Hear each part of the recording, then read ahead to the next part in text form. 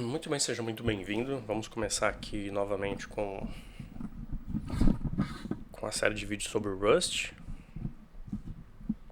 Eu não consegui gravar nos outros dias por motivo de força maior, mas aqui a gente vai retomar. Pelo que eu lembro, a gente terminou aqui em data types, né? Onde a gente compreendeu um pouco melhor como funciona essa mecânica de atribuir um tipo para a variável, né? E também a gente entendeu um pouco essa parte de parse aqui, que seria a conversão de um tipo para outro. A gente entendeu melhor como que funciona esse método nomeado, como funciona um pouco a mecânica do expected, que seria um tratamento de erro, né, incluído aqui em toda essa instrução. A gente entendeu melhor isso. A gente entendeu um pouco sobre os tipos escalares, os tipos inteiros. A gente descobriu que aqui em Rust a gente tem um tipo de 128 bits. Eu tava falando bytes, mas é bits, 128 bits. E esse size aqui. Só tô dando uma recapitulada porque desde o último vídeo eu não vi mais nada aqui. A gente viu algumas operações matemáticas. Então toda essa parte aqui data types a gente, né, a gente compreendeu melhor. Aqui a gente viu como que a gente faz os arrays, né? Claro que alguma coisa ou outra que eu não lembro porque eu não mexi mais, eu não sei quando foi que eu gravei o outro vídeo. Então assim, por motivo de força maior, como essa semana eu tenho prova de cálculo e são muitas coisas que podem cair na prova e a gente não sabe, a gente só tem um conteúdo e geralmente o conteúdo ele é sempre o dobro da quantidade de questões que vão cair. Então vamos supor, vai ter 10 questões. São 20 temas matemáticos de cálculos que a gente tem que estudar. E desses 20, 10 vão cair na prova. Então é uma roleta russa, né? Então além de você ter que estudar os 20, você tem que ter a certeza de que estudou os 20 para ter a certeza de que caiu tudo na prova. E às vezes a prova é muito mais questões do que isso. Então é complicado. Mas enfim. Então, assim, o meu objetivo era abordar por vídeo um capítulo. Por exemplo, o capítulo 1 a gente abordou no primeiro vídeo, o capítulo 2 a gente abordou no segundo vídeo, e o capítulo 3 a gente já não conseguiu abordar no segundo vídeo, porque a gente terminou aqui em Data Types. Como o Rust é uma linguagem pesada, é uma linguagem pesada para você assimilar as informações, é muito conteúdo, ela é muito densa. Então eu acredito que eu vou, a partir de hoje, focar em tópicos. Por exemplo, o tópico a seguir é o tópico 3.3, que ele aborda funções. E aqui a gente tem bastante coisa. E então eu vou falar só sobre funções aqui. A gente vai aprender junto, né?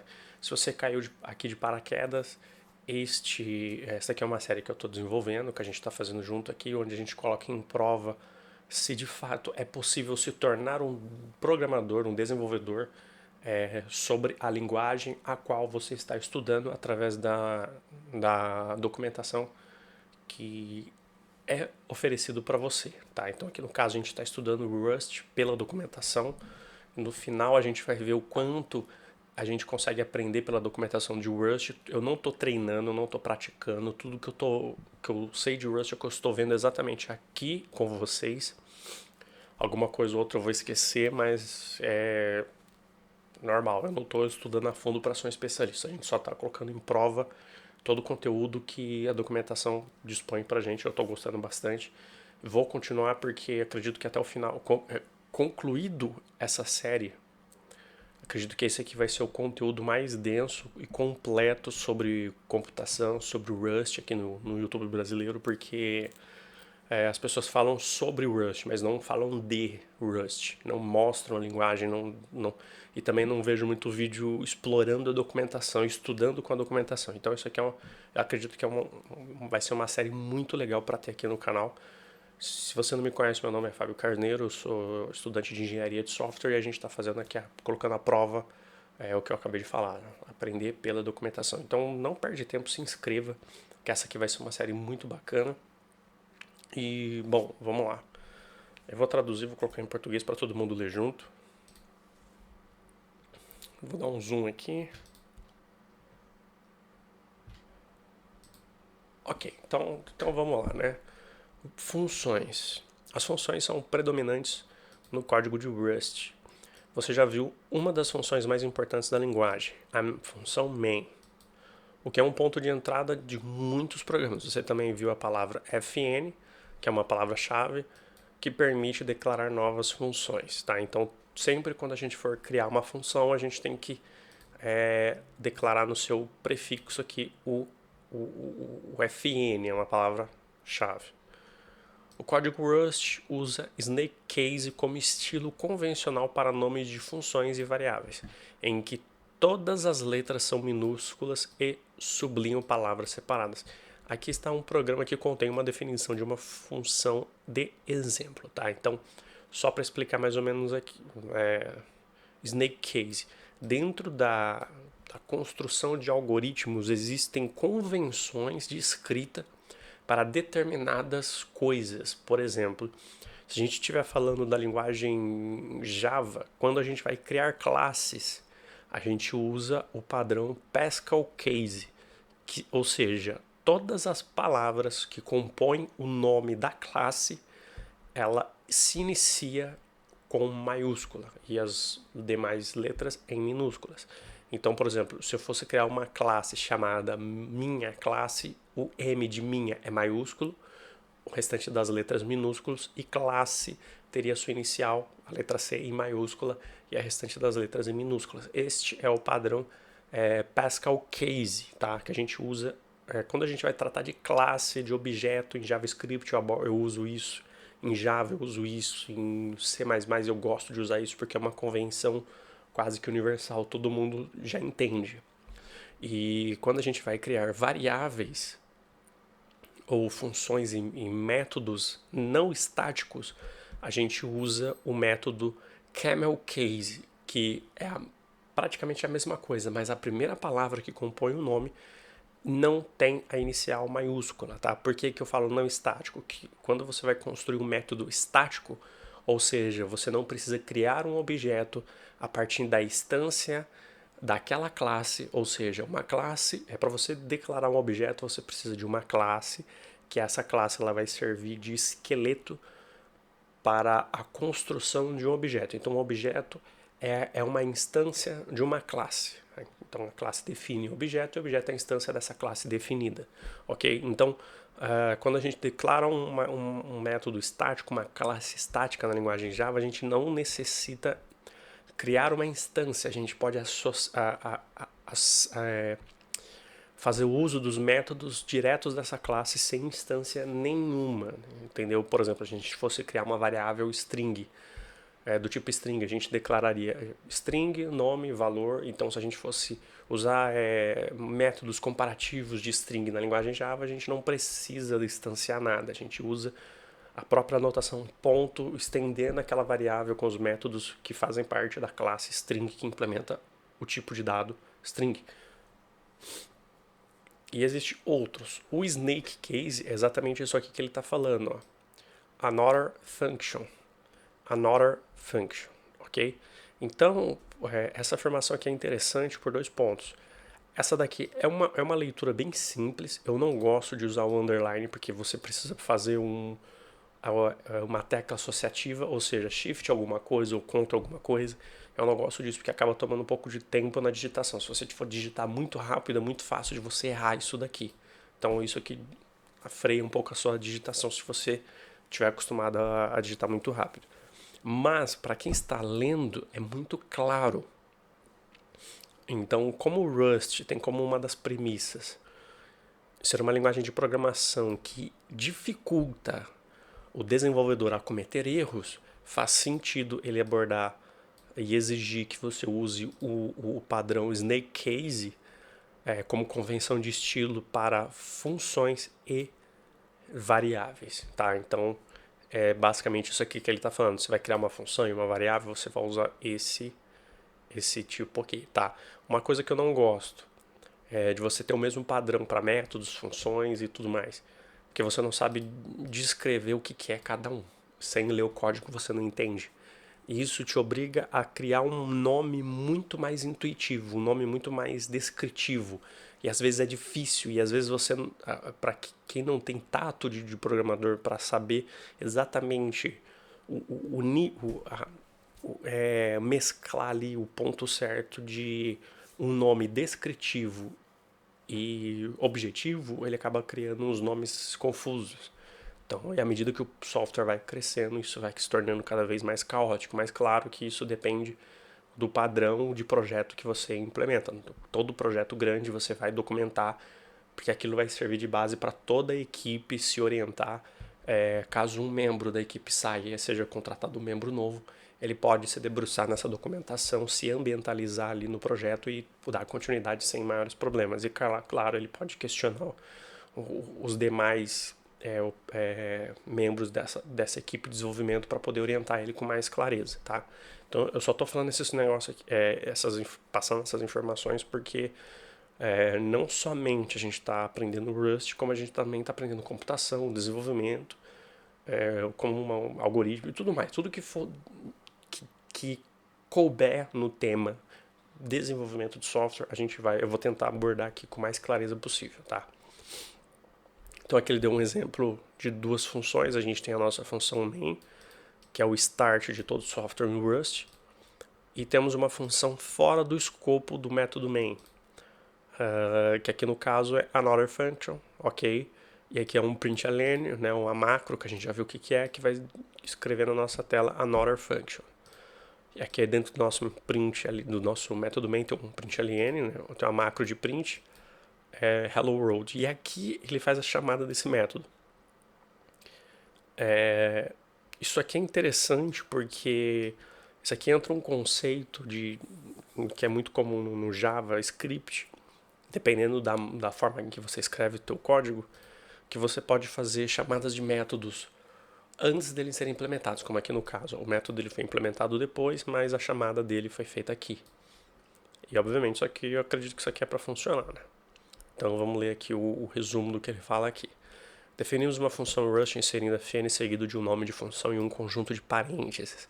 Os colchetes informados ao compilador servem como corpo da função, tá? Então, tipo assim, o corpo da função e o escopo de função, ou o escopo da função é a mesma coisa. O escopo é um espaço. Então, toda vez que eu me referir isso está no escopo de tal coisa, eu estou querendo dizer que o que eu estou falando está dentro de algo. Então, se eu for falar, se eu me referir, por exemplo, tipos de dados está no escopo de programação, eu só quero dizer que tipos de dados está dentro do conceito de programação, tá? Então, aqui no caso, se eu falar assim que o println, que printa another function, está dentro do escopo da função another function, eu estou me referindo que ele está dentro da função. É importante vocês terem isso em mente, porque é mais claro para vocês entenderem com o tempo. Podemos chamar qualquer função que definimos digitando seu nome por um conjunto de parênteses, como another function, que está definido no programa. Pode ser chamado dentro da main function, que é a função principal do nosso programa.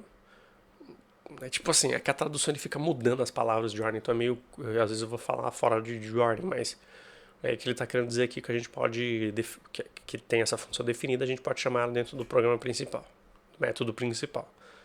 Observe que definimos a função após o main, né? Poderíamos testá-lo definido antes também. O Rust não se importa onde você define suas funções, apenas que elas sejam definidas em algum lugar, em um escopo que possa ser visto pelo chamador. O chamador, no caso, é isso daqui, ó.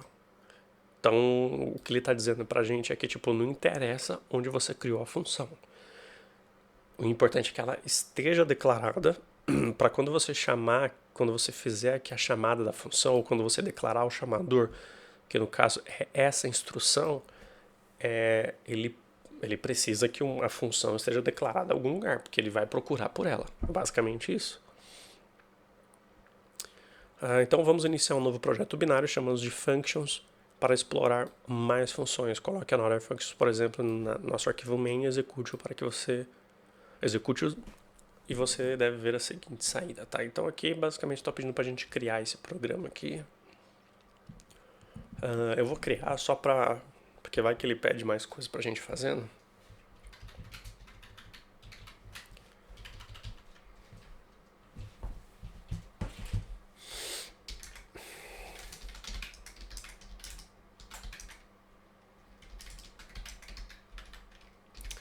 Então tá aqui os projetos que a gente criou até agora. A gente vai criar uma chamada functions, então é cargo new functions. Criou, tá ali em functions.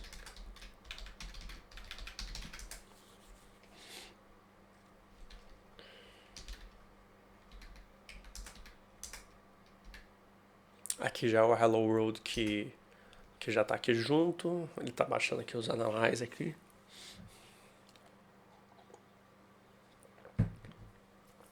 Então, basicamente, a gente precisa declarar outra função na qual ele fez menção ali no nosso exemplo.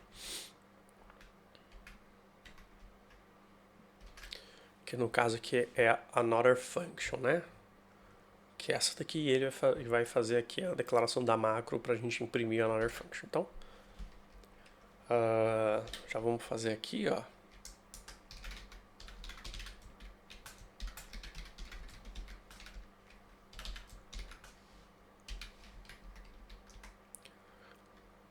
Então, fn another function.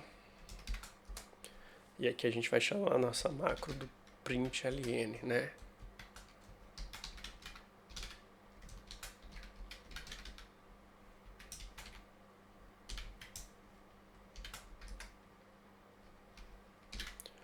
Ok, então vamos lá, né? Cargo C para fazer a checagem, cargo B para fazer o building e cargo R para fazer a execução. Tá, já vou dar um adendo aqui, coisas que eu tô percebendo e que eu acho interessante eu pautar aqui. Porque que toda vez que eu vou rodar um código é importante rodar o cargo C, depois o cargo B, depois o cargo R. Obviamente a gente viu no último vídeo que C é de check, B é de build e R é de run, tá? Então eu não preciso escrever a palavra inteira, só posso simplesmente chamar inicial e funciona. Ok.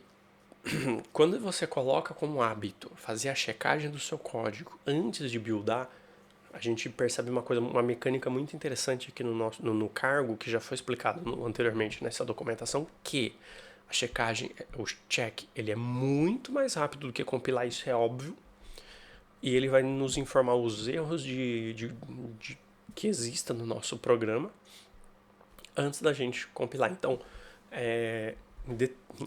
em determinado caso, a gente não vai precisar compilar se o software for muito extenso. A gente apenas usa o check, ele vai fazer a checagem do nosso algoritmo inteiro, do nosso software inteiro. Onde tiver problema ele vai acusar, a gente vai resolver e assim sucessivamente. Se a gente comparar aqui, ó, o tempo de checagem, mesmo sendo um software absurdamente pequeno, a gente consegue aqui valores significativos de desempenho. Para compilar, ele levou 66 vezes o tempo necessário para apenas fazer a checagem do nosso código. Claro que isso aqui é um exemplo que não serve muito de base, mas a gente consegue perceber um aumento expressivo no tempo em que o programa é compilado em relação ao tempo que o programa é checado, tá? Então, nosso programa foi executado. Perfeito. Então, vamos voltar para a nossa documentação. Ok, então aqui ele está falando para a gente rodar, faz a mesma coisa, tá. As linhas são executadas na ordem que aparecem na main function. Ok, isso aqui é básico de programação imperativa. Parâmetros. Podemos definir funções para ter parâmetros, que são variáveis especiais que fazem parte da assinatura de uma função. Quando uma função tem parâmetros, você pode fornecer valores concretos para esses parâmetros.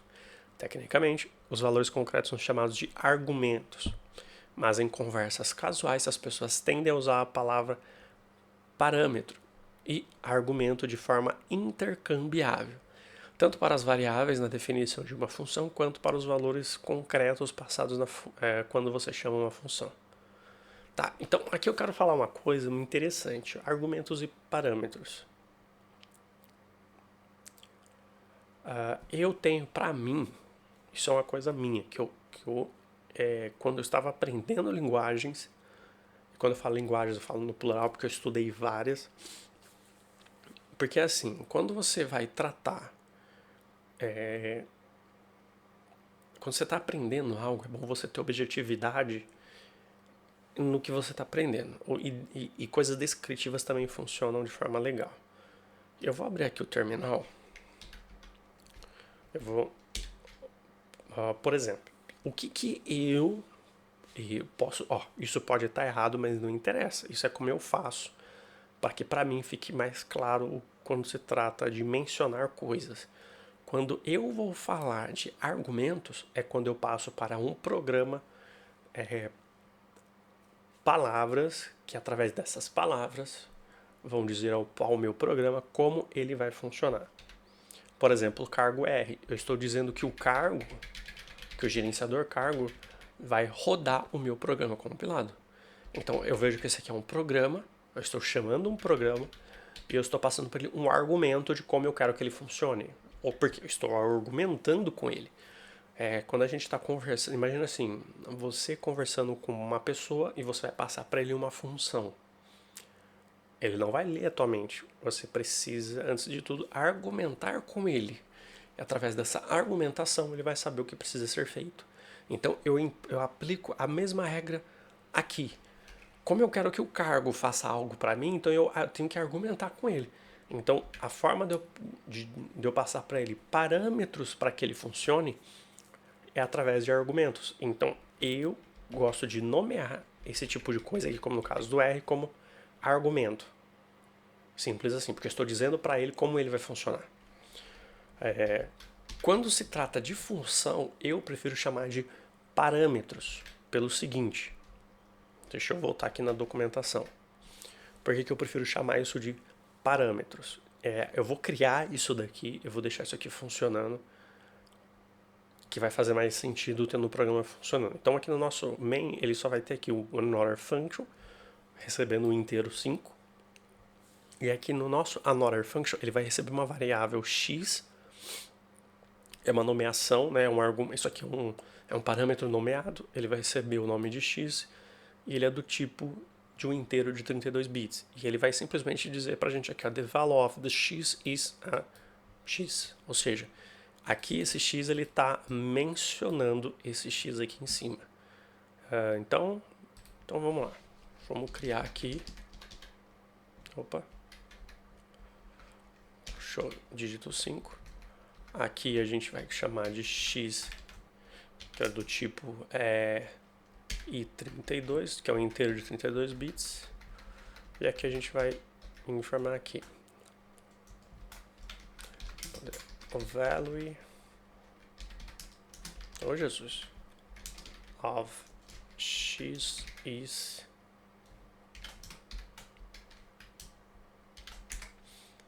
ok. Então vamos imprimir esse programa aqui, ó. Vamos colocar aqui, ó,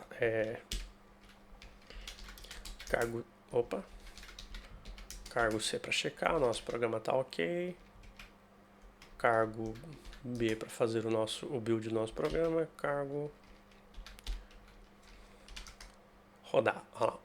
O valor de x é 5. Ok.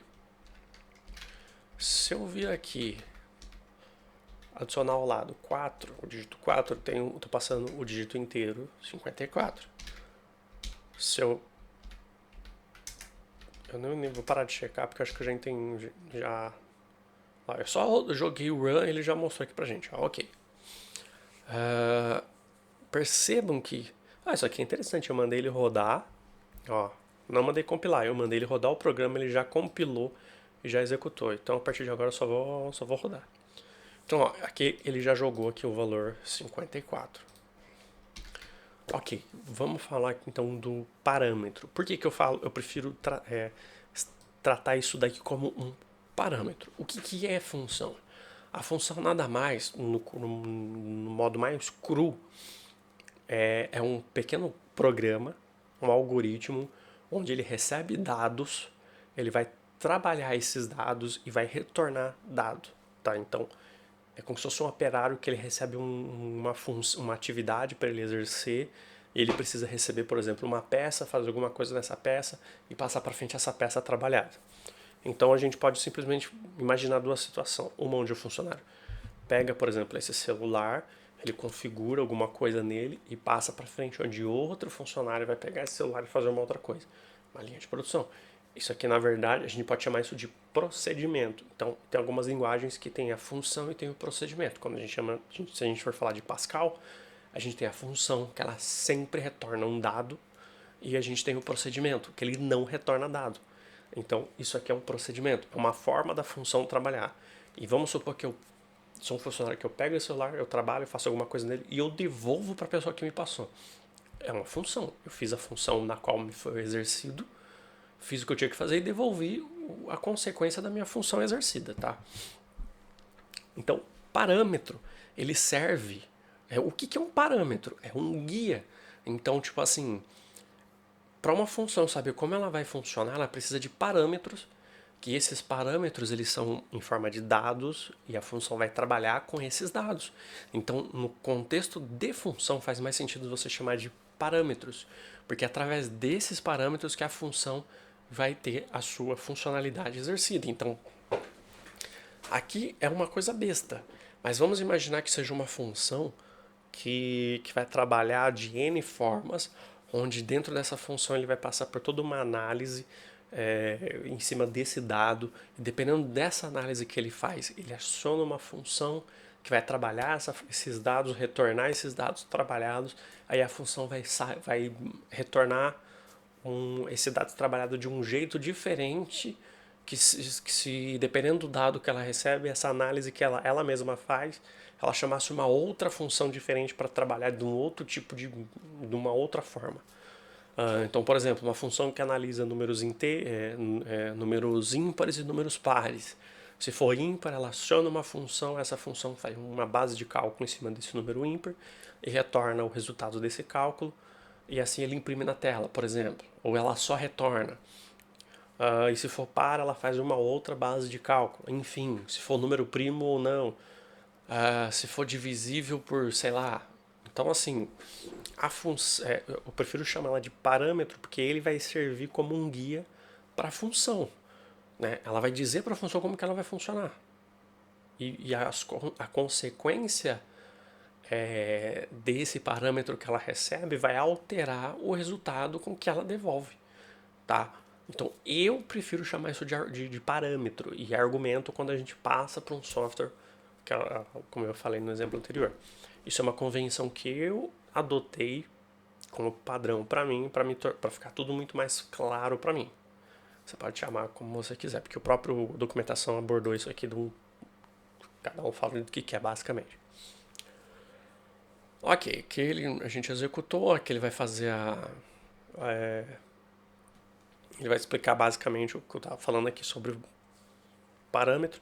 Então aqui, ó, a declaração da order function tem como parâmetro, ó, eles mesmos chamam de parâmetro. Tem um parâmetro chamado x, e o tipo de x é especificado como i32. Quando passamos o dígito 5 para a order function, a println coloca 5 onde o par de chaves que continha x estava na string do formato. Então aqui a gente está falando de template string, ou seja, isso aqui é uma string. Tudo isso daqui é uma string. Mas isso daqui é uma template string onde a gente vai direcionar a variável que tenha o mesmo nome para na hora que essa macro foi executada, ele vai ser substituído pelo valor contido. Então, aqui, nesse momento, esse x aqui, ele está recebendo como valor esse dígito 54. Então, aqui eu estou chamando o método, eu estou passando o parâmetro, o valor, como parâmetro, o valor 54, que é um dígito inteiro de 32 bits, pode-se dizer. Aqui, o meu parâmetro x, que é do tipo inteiro de 32 bits, ele vai receber esse tipo de dado aqui, que é o 54, e quando ele chegar nessa instrução, esse 54 vai ser jogado aqui dentro. E ele não vai mostrar as chaves, ele vai mostrar o valor, como a gente tem visualizado aqui. Entendeu? Ele não mostra as chaves, ele vai mostrar o valor direto.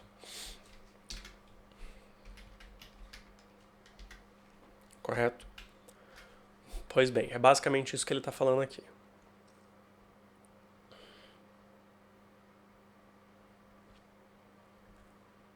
Vamos ler esse trechinho aqui. Ó. Nas assinaturas de funções, você deve declarar o tipo de cada parâmetro. Esta é uma decisão deliberada no designer do Rust. Exigir anotações de tipo nas definições de funções significa que o compilador quase nunca precisa que você as use em outro lugar.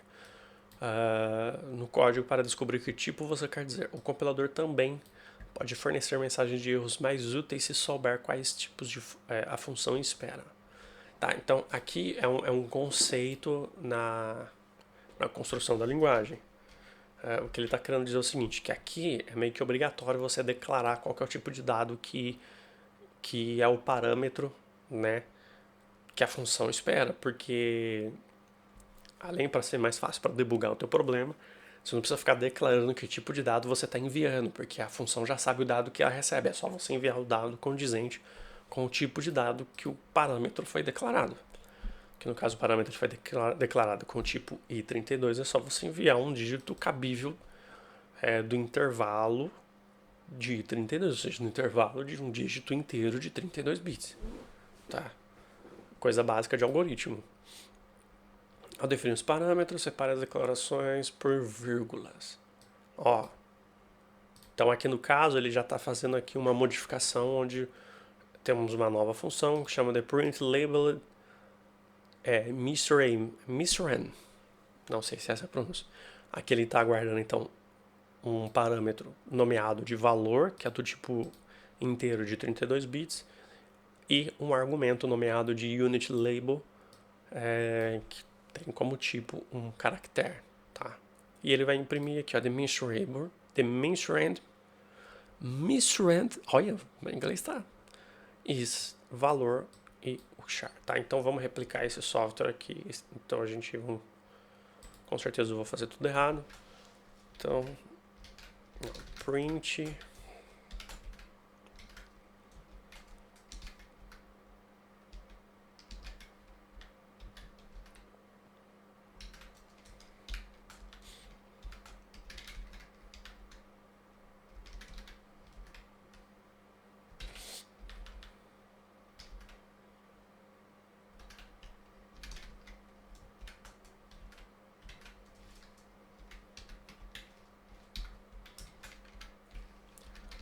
Tá, então aqui ele não tem isso daqui, então já vamos pegar isso daqui, chamar de unit label. E ele aguarda um char.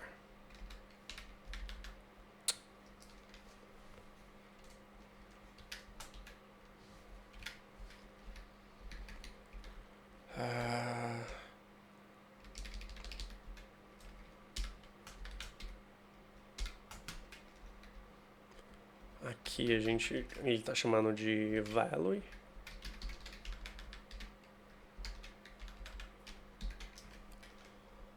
E agora, meu Jesus.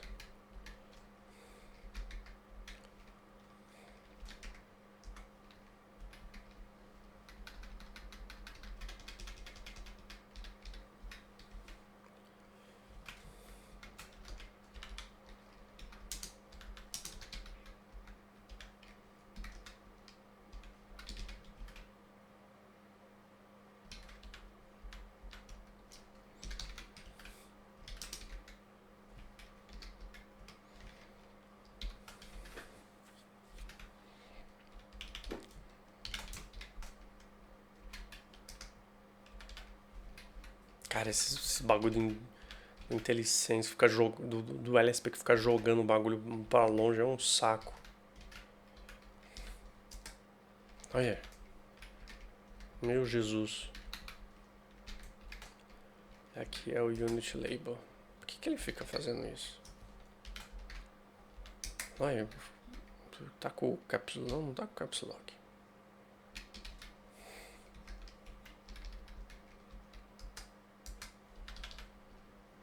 Cara, que bagulho irritante.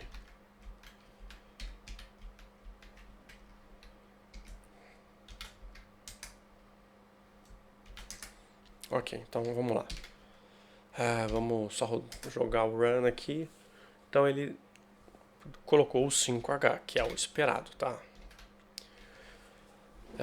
Este exemplo cria uma função nomeada print labeled mainstream com dois parâmetros. O primeiro parâmetro é nomeado de value, inteiro de 32 bits. O segundo é nomeado de unit label e é um type char. A função idon imprime o texto contendo... Ok, que é basicamente o que eu falei. Vamos tentar executar este código. Substitui o programa atualmente. Tá, isso que a gente já fez. Como chamamos a função com 5, com valor 5 para value e h como valor para o int label, a saída do programa contém esses valores, 5h. Ok. Isso aí simples. Declarar expressões. Então vamos lá.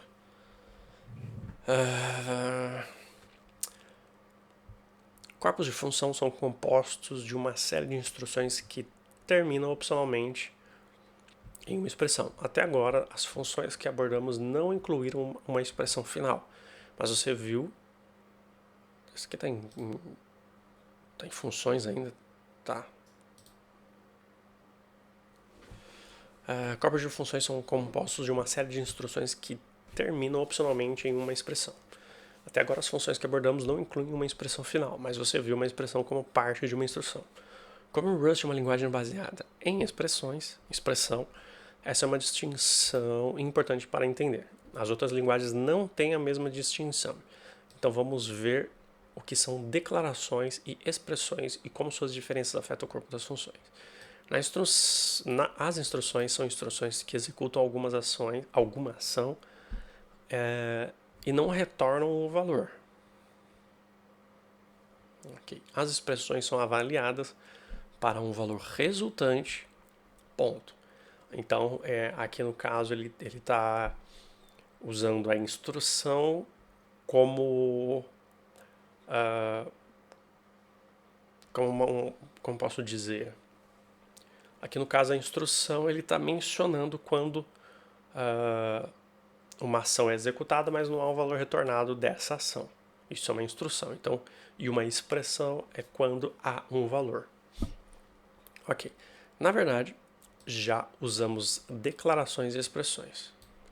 Criar uma variável e atribuir um valor a ela com a palavra let é uma instrução. Há uma declaração. Tá. Let igual a 6. Uma declaração, ok. As definições de função também são declarações. Todo exemplo anterior é uma declaração em si. As instruções não retornam valores, portanto, não podem atribuir uma instrução let, a outra variável com o código. Nossa, tá tudo. As instruções não retornam valores. Ok, uma instrução é quando você declara que algo precisa ser feito. Você está deixando uma instrução. Está declarando uma instrução. Ok. Portanto, você não pode atribuir uma instrução let a outra variável com o código com outra variável, como o código a seguir tenta fazer. Você receberá um erro. Nossa, tipo... Hã?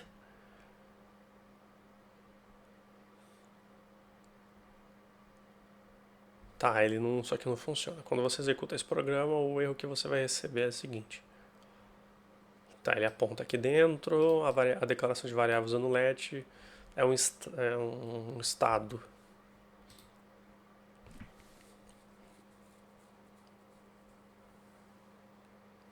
Ele está falando para remover os parênteses.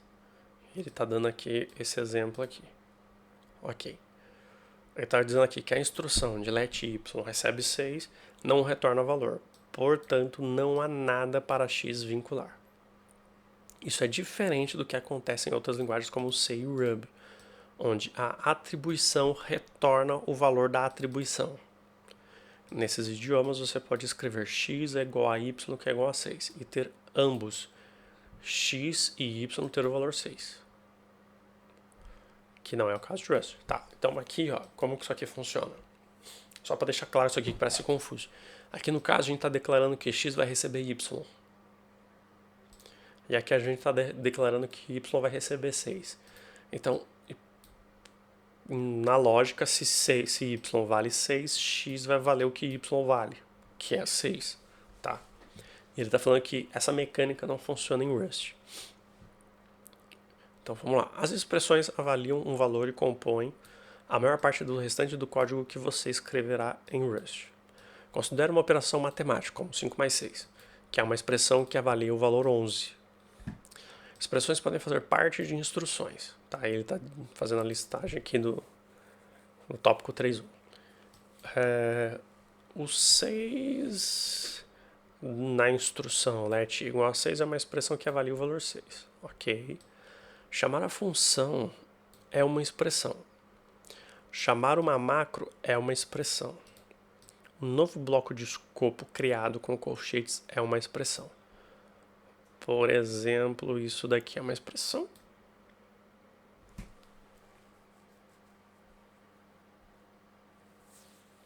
Esta expressão. Essa expressão, perere pão duro, é um bloco que, neste caso, é avaliado como 4. Esse valor é vinculado a y como parte da instrução let.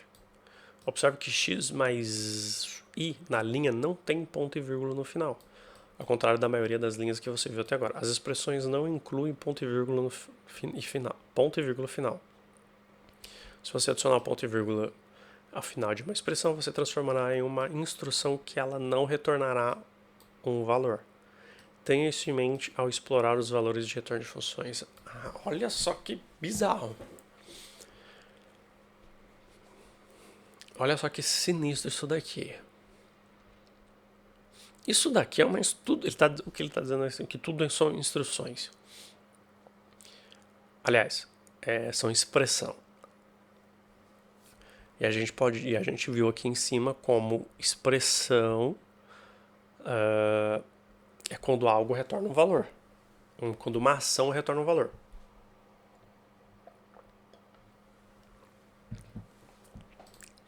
Então ele está dizendo aqui que isso daqui é uma expressão. Porque nessa última instrução, se a gente colocar um ponto e vírgula, igual aqui, ele não retorna nada. Mas a ausência do ponto e vírgula faz ele retornar isso daqui. E nesse retorno, a gente pode dizer que y vai valer essa expressão. Porque ela retorna o valor. Então aqui, ó, ele está fazendo uma declaração. Isso aqui é uma instrução. X vale 3. É uma instrução, ele está definindo, está declarando. Aqui ele está pegando o x, o que tem no valor de x, e somando com mais 1, está incrementando com 1. Isso aqui passa a ser uma expressão, porque esse valor aqui, a consequência dessa ação, existe um valor. E o valor da consequência dessa ação vai ser declarado, vai ser atribuído para a variável y. Tá? E ele mostra isso daqui aqui. Então a gente pode fazer isso aqui como uma função de exemplo.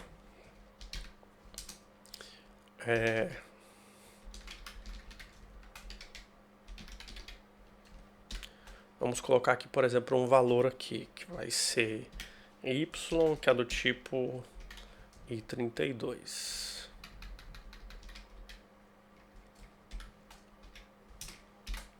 Então, o que a gente vai fazer isso daqui? Aqui a gente vai pegar...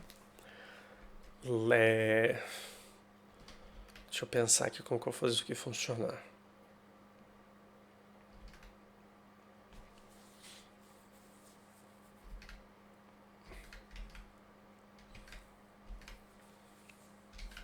A gente pode fazer isso aqui, ó, let z, vamos colocar aqui, ó, let z vai receber esse escopo aqui, e aqui dentro z vai receber y, ponto e vírgula. Estou fazendo uma instrução, e aqui eu posso fazer z vai somar com 100. Então todo valor que eu passar como parâmetro vai ser somado a 100. Deixa eu tirar isso aqui. Tô indo pela lógica, ó. Tem que pôr ponto e vírgula aqui, porque isso aqui é uma instrução. Vamos ver o que ele está reclamando. Ele não pode encontrar Z, mas é o que a gente declarou ali, ó. Por que ele não tá funcionando? Ah, ele tem um let x ali. Então a gente pode fazer o...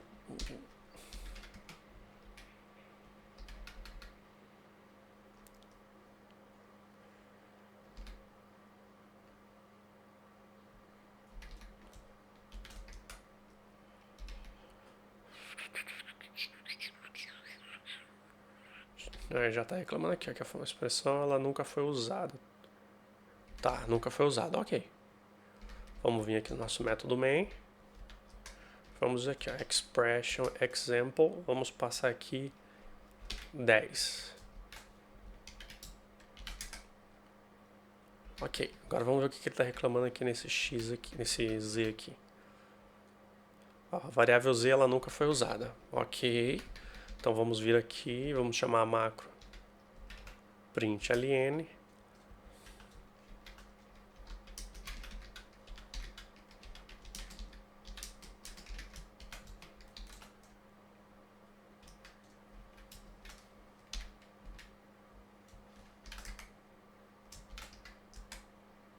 Ok. O IntelliSense não está dando nenhum erro aqui. Tá, então o que eu estou fazendo aqui? A minha função ela recebe um inteiro de 32 bits, nomeado de y. Aqui eu estou fazendo uma instrução, ok? Essa instrução, na verdade, é uma declaração onde eu estou criando uma variável chamada z.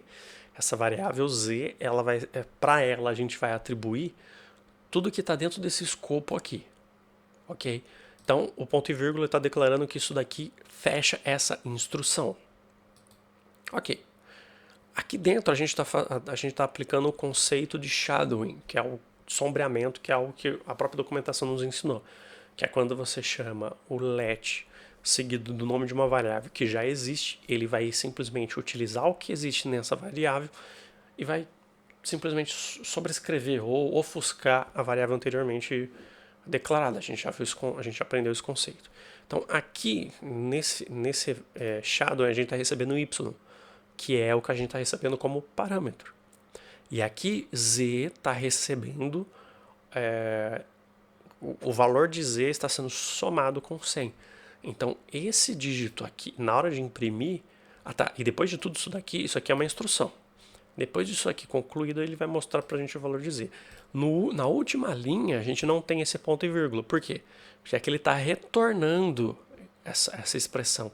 Então, se eu quero que z tenha o valor de y somado a 10, eu tenho que declarar sem o ponto e vírgula no final, porque essa expressão está sendo retornada para z, que o que está sendo declarado aqui dentro de z vai vir para essa expressão aqui, que aí vai imprimir no nosso terminal. Isso é o que eu espero, baseado no que a documentação está ensinando.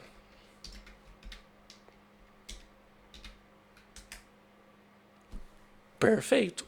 O valor de z é 110, exatamente isso que eu queria que ele fizesse. Então, ok. Vamos fazer um teste aqui, ponto e vírgula. Não é para... ele já aprovou um erro aqui, já reportou um erro.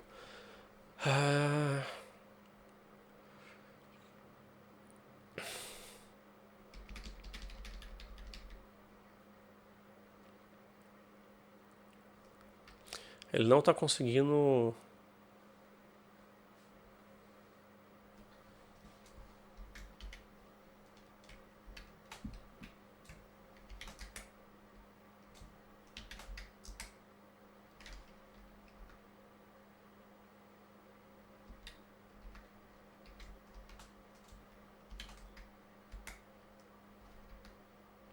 Ele não está conseguindo entender o que está acontecendo aqui. Então a gente tem que deixar a última linha da instrução sem ponto e vírgula, porque aí ela vai passar a ser uma expressão, porque ela vai retornar valor.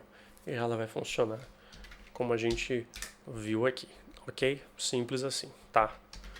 Então, eu tô fazendo esses testes assim, porque a gente tem que pôr em prática também, né? Ok. Então é basicamente isso daqui, ó. X recebe 3, x mais 1, então tecnicamente esse escopo aqui é uma expressão que vale 4. É uma expressão.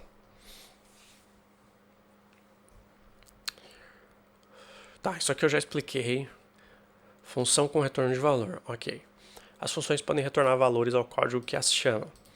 Não nomeamos valores de retorno, mas devemos declarar seu tipo após uma seta. Em Rust, o valor de retorno da função é o sinônimo do valor da expressão final no bloco do corpo de uma função.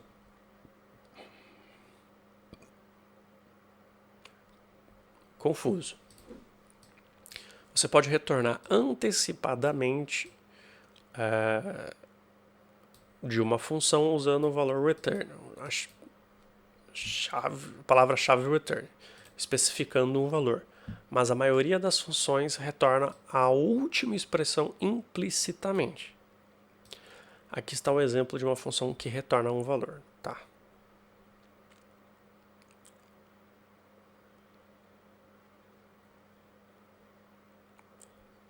Entendi.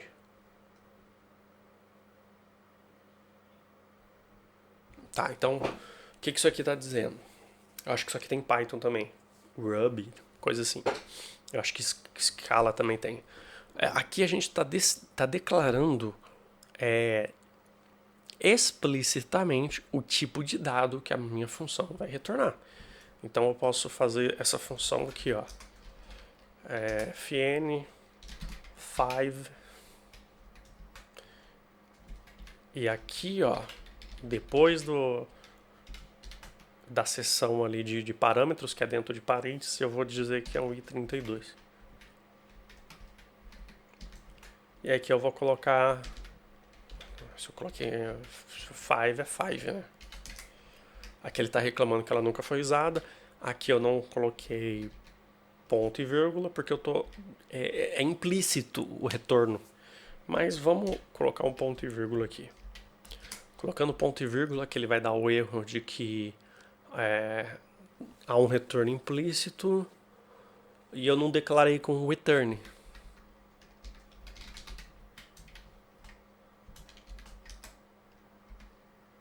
Ó, aqui a gente já vê um comportamento interessante.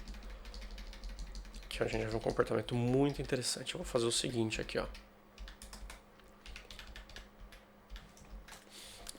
Essa função ela tem que retornar alguma coisa, ok? Então eu vou fazer aqui, ó, let esqueci como é que fala 15 em inglês,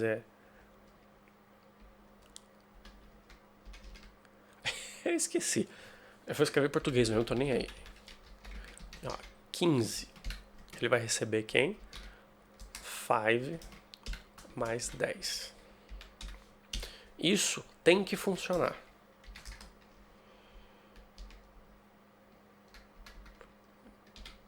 E aqui a gente vai fazer um...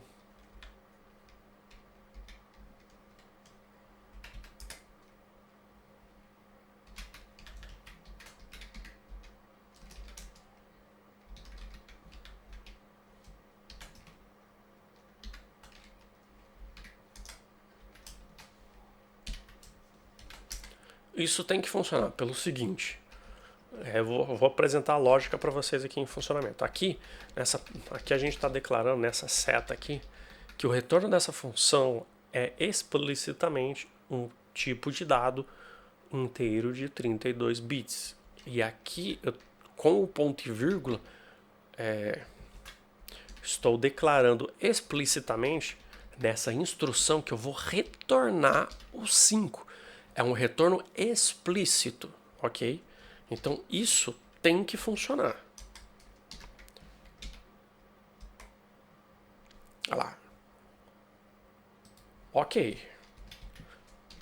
Se a gente for trabalhar com retorno implícito, eu não preciso colocar o return, não preciso colocar o ponto e vírgula. E com consequência disso, o retorno tem que ser o mesmo. Então são dois métodos que você tem para retornar um valor dentro da tua função, tá? Isso é interessante, isso pode ser assim. Isso pode dar pro teu programa. Isso pode dar pro teu programa um poder absurdo.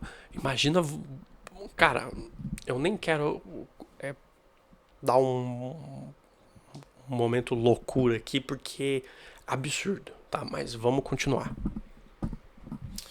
Pois bem, vamos voltar aqui para a documentação, tá? Não há chamadas de função. O que é isso aqui? Aqui é o main. É basicamente o que eu fiz aqui. Ó. Ele recebeu, ele armazenou em X o retorno da. Aqui. Não há chamada de função. Macros ao mesmo let, instruções na Five. Ok. Aquele. Tá. Aqui ele tá explicando as coisas ali. Aqui é basicamente o que eu acabei de fazer, só que ao invés dele retornar o valor inteiro, ele retornou uma soma, né? O que é o valor de x mais 1. Ok. Então aqui ele está declarando um tipo de dado explícito para o parâmetro e ele vai retornar o mesmo tipo de dado.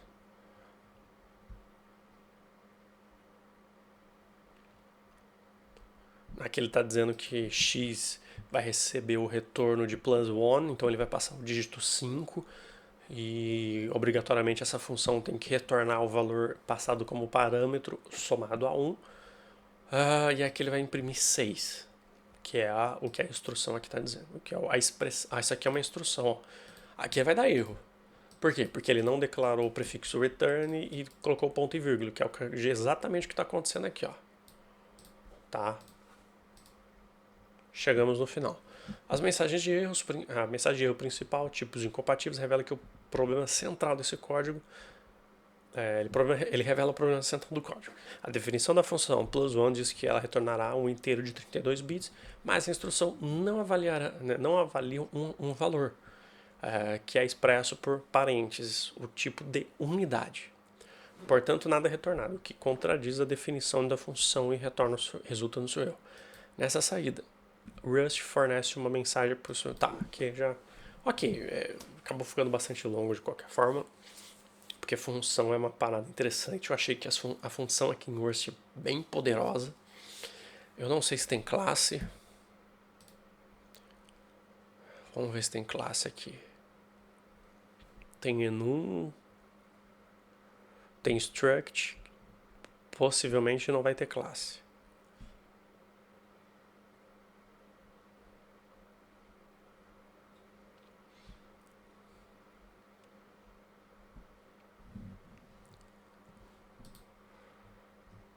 Bom, eu não sei se tem classe, mas parece que não.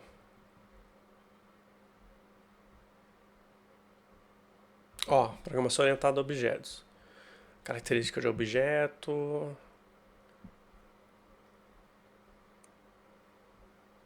Bom, não citou a palavra classe, mas deve ter alguma forma de trabalhar com objeto, obviamente, porque é o que já foi declarado ali. Tá.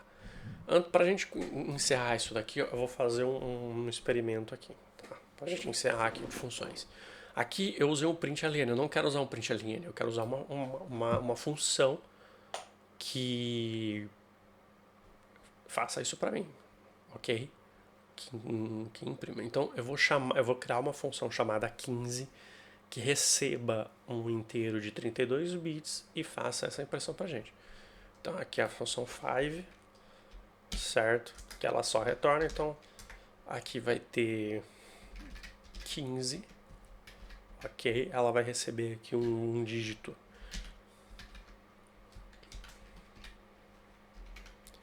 32. Ela vai retornar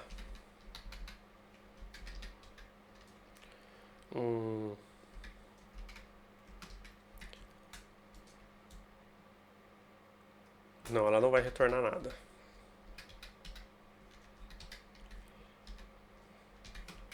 Ela não vai ter retorno. Ela simplesmente vai chamar a macro println, onde ela vai pegar o dígito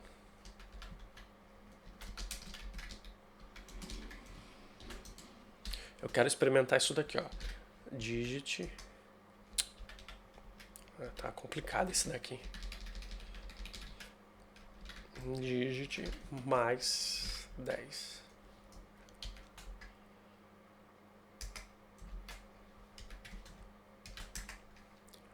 Ó, aqui já reclamou aqui, ó.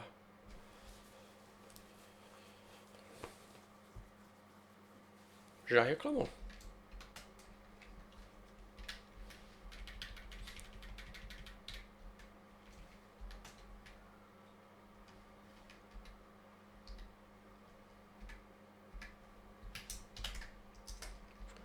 Mas mesmo assim eu vou pôr para executar. Quero ver o que vai dar de erro ali. Porque às vezes no erro ele nos informa uma forma de fazer isso funcionar. Então aqui a gente vai chamar o 15.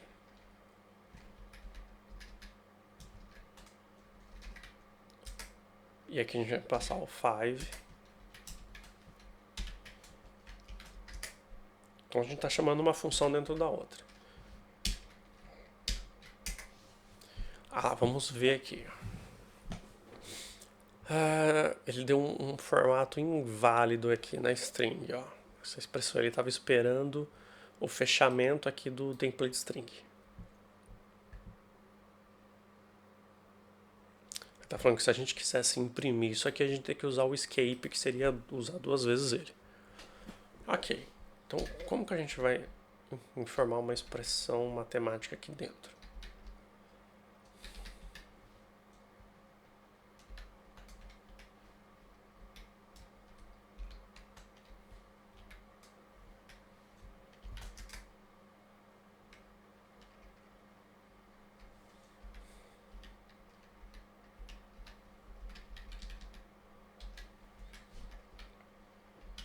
Talvez a gente não tenha como fazer isso, né? Então a gente vai ter que pegar aqui digit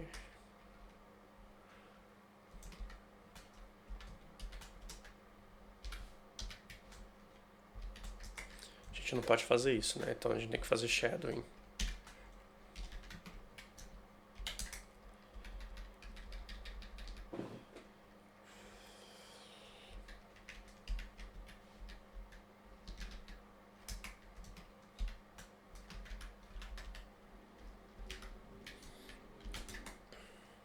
Assim ele vai funcionar. Ah, funcionou. Então, tipo, eu não sei se é eu que não tô sabendo fazer ou se é exatamente a única forma de você fazer isso aqui. Eu vou tentar fazer uma soma atribuída aqui. Pelo jeito não há, não existe isso. Mas eu vou ser teimoso e vou mandar rodar. Olha lá, help initializar variable. Não.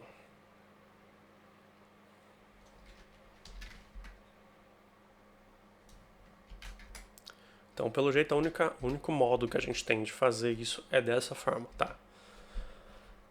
Então, o que eu fiz aqui? É uma função que ela recebe um parâmetro nomeado de dígito. Por padrão, ele tem o tipo inteiro de 32 bits. Aqui a gente está usando o shadow,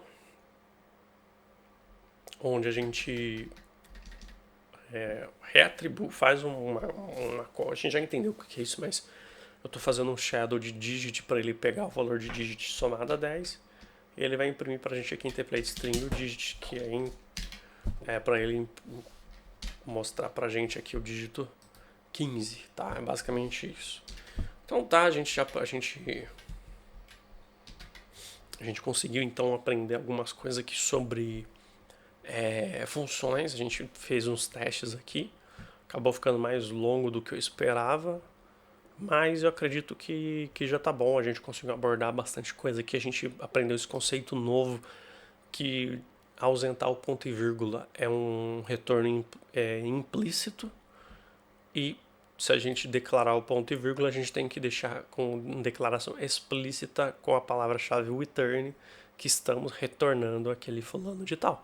Dessa forma, a gente tem que entender que o retorno implícito, ele sempre vai retornar a última expressão. Que expressão a gente já entendeu o conceito, que é uma instrução que retorna um valor. A partir do momento que ela não retorna nada, ela só é uma instrução. Então isso daqui é uma instrução, isso daqui e isso daqui é uma instrução, isso aqui dentro é uma instrução e isso daqui é uma expressão. Isso daqui é uma instrução. ok? E isso daqui é uma expressão. Por quê? Porque é uma função que retorna alguma coisa. E nesse caso a gente está declarando uma função que não recebe parâmetros, mas que ela obrigatoriamente vai retornar um tipo de dado inteiro de 32 bits, e no caso é o dígito 5. Então é isso, a gente vê como que é a função aqui em Rust. Eu gostei de verdade, cara, gostei bastante. Achei essa jogada aqui muito interessante. Eu tenho um curso para fazer de inteligência artificial pela faculdade e outro por fora. O por fora é com Python. E tem bastante coisa que a gente usa, cria na mão em Python mesmo. Eu tô querendo mais pra frente fazer esse curso e replicar os conceitos aqui em Rust, para ver como é que se eu acho divertido e tudo mais. Mas eu gostei, eu gosto de linguagem que ela segue esse padrão aqui que eu tenho que trabalhar tudo com declaração explícita do que eu tô fazendo. Ainda achei interessante. Bom, eu gostei bastante aqui. Vou ficando por aqui, um forte abraço, espero que tenham gostado. Não se esqueça de curtir, de se inscrever, de compartilhar com seus amigos que querem aprender Rust. E é isso aí, um forte abraço, fique com Deus e fui.